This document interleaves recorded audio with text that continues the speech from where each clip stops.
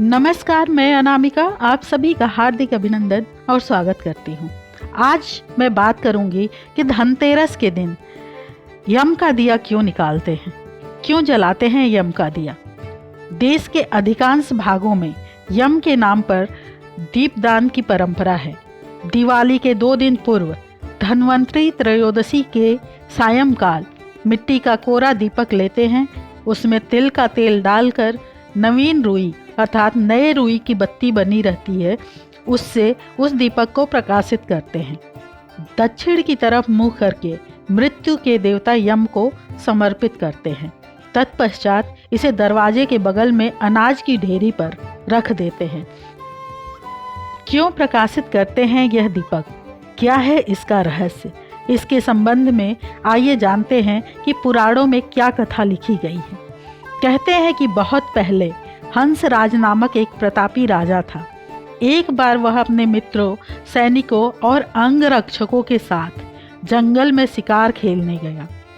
संयोग से राजा सबसे बिछुड़कर अकेला रह गया और भटकते हुए एक अन्य राज्य हेमराज के राज्य में पहुंच गया। हेमराज ने थके हारे हंसराज का भव्य स्वागत किया। उसी रात हेमराज के यहाँ पुत्र जन्म हुआ। इस खुशी के अवसर पर हेमराज ने राजकीय उत्सव में सम्मिलित होने के लिए आग्रह के साथ हंसराज को कुछ दिनों के लिए अपने यहाँ रोक लिया। बच्चे के 6वें के दिन एक विचित्र घटना घटी। पूजा के समय देवी प्रकट हुई और बोली, आज इस शिशु की जो इतनी खुशियाँ मनाई जा रही है, यह अपने विवाह के 4थे दिन मृत्यु को प्राप्त हो जाएगा। इस भविष्यवाणी से सारे राज्य में शोक छा गया। हेमराज और उसके परिजनों पर तो वज्रपात हो गया। सबके सब स्तब्ध रह गए। इस शोक के समय हंसराज ने राजा हेमराज और उसके परिवार को ढांढस दिया और कहा, मित्र, आप तनिक भी विचलित न हो। इस बालक की रक्षा मैं स्वयं करूंगा।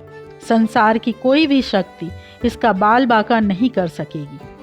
हंसराज ने यमुना के किनारे एक भूमिगत किला बनवाया और उसी के अंदर राजकुमार के पालन पोषण की व्यवस्था कराई।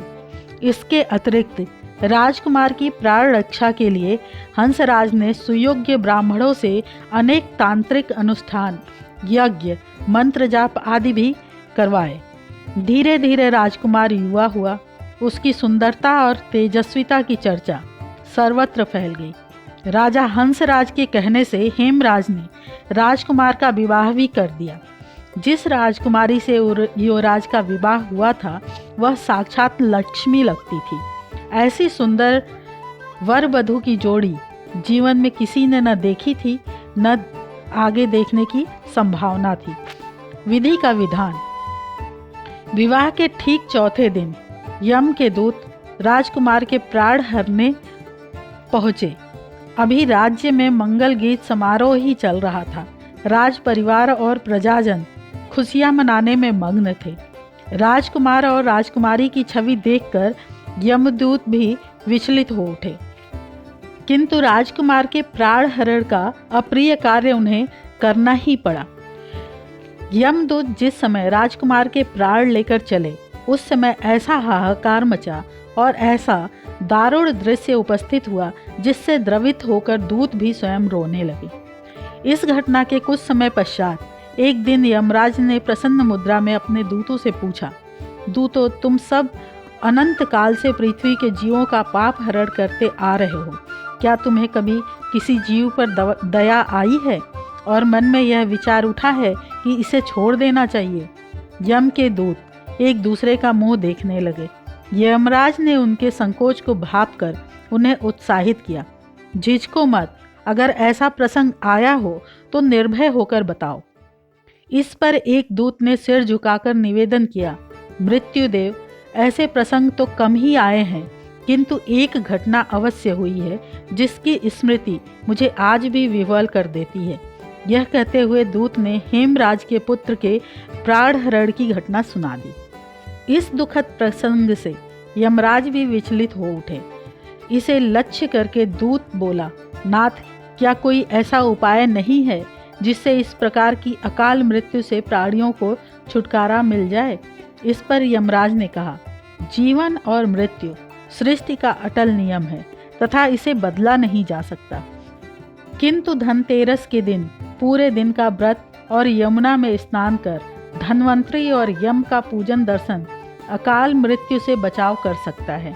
यदि यह संभव न हो तो संध्या के समय घर के प्रवेश द्वार पर यम के नाम का एक दीपक प्रज्वलित करना चाहिए। इससे असामयिक मृत्यु और रोग से मुक्त जीवन प्राप्त किया जा सकता है। इसके पश्चात से ही धनतेरस के दिन धन्वंतरी के पूजन और प्रवेश द्वार पर यम दीपक प्रज्वलित करने की परंपरा है। अतः धनतेरस के दिन सभी को यम का दिया अपने दरवाजे पर जरूर जलाना चाहिए। इसी के साथ मैं अपनी वाणी को विराम देती हूँ।